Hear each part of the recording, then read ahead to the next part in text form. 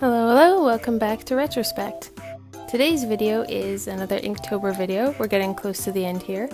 Today is number 28, and the prompt was burn. I took a very loose interpretation of this one. It's kind of an abstract-y, floral, eclectic sort of piece.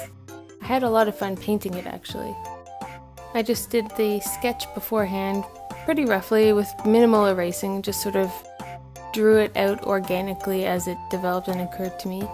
I was drawing from some of the little succulents that I have on my desk here and from imagination.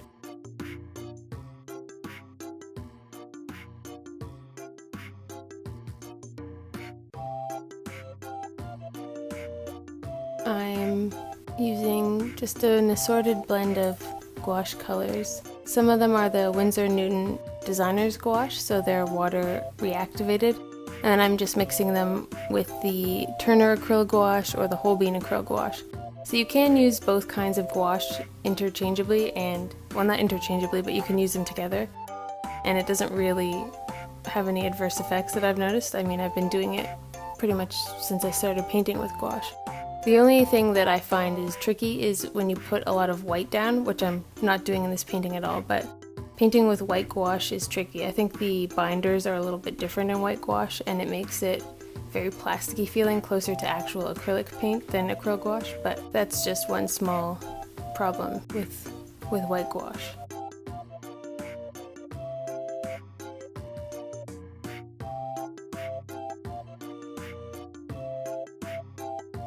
I'm actually pretty proud of myself for doing this Inktober challenge. This is day 28 out of 31, and I've done all of them. There have been a few days where my inspiration has been a little different than the prompt. I wasn't expecting to stick to every single prompt perfectly, so the fact that I've done this well with them, I'm pretty impressed with myself. I have in the past tried to do drawing challenges and I haven't stuck to them, but this one I've done all of them. Watch, I've just jinxed it and I don't do the last whatever. No, I will do them and it'll be good for me, and yeah. I'm also really excited because in November I have a self-imposed drawing challenge that I'm going to be announcing. I'll tell you more about that in the coming days as it gets closer to November, and hopefully that one will be just as exciting as this one. I have to say though, I am ready for Inktober to be over because I'm feeling more of a painting spree right now than an inking spree, so you'll notice a lot of my last Inktobers have been paint heavy and then just inked on the outlines. I think that still counts, and I'm still obviously making that count. I'm using ink, but I'm ready for just painting again.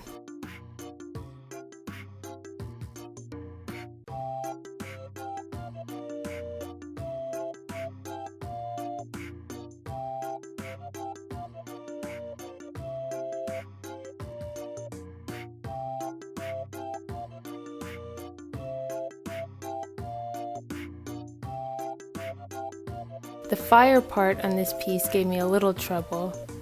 You see me going over it a few times, but other than that, this piece was pretty smooth sailing. It's essentially paint by numbers. That's not the nicest way to put it, but it is essentially what I'm doing.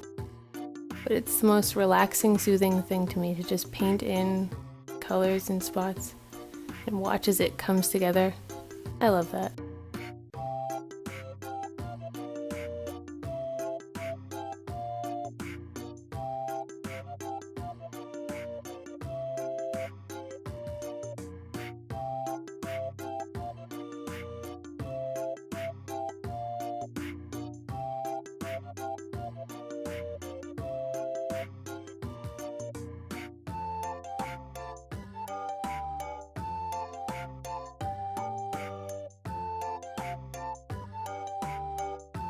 And again, for these big flat fields of color, I'm using the watery flooding technique that I talked about in my Pokemon mashup painting, where I will mix the paint with a very high amount of water so it's a nice fluid consistency and sort of spread it over the surface like royal icing on a gingerbread cookie so that it gets nice and smooth, and then as it dries it'll level itself out and give it a nice flat appearance as opposed to kind of a textured one with brush strokes, which I'm not usually a fan of.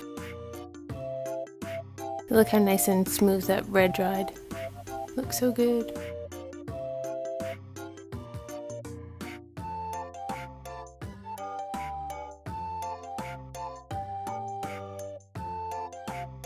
I like the waterproof India ink, the Dr. P.H. Martin's.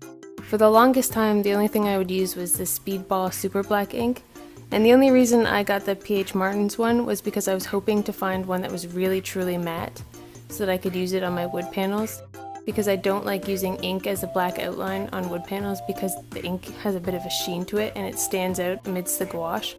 So when I'm doing paintings with black outlines on wood panels, I still just use black gouache. This Dr. P.H. Martin's ink is supposed to be matte, but even still I notice that it has a sheen, so I don't use it for that purpose. But it's perfect for doing on paper or for like this. You know, there's nothing wrong with it. It's got a nice dark pigmentation and it's nice and intense.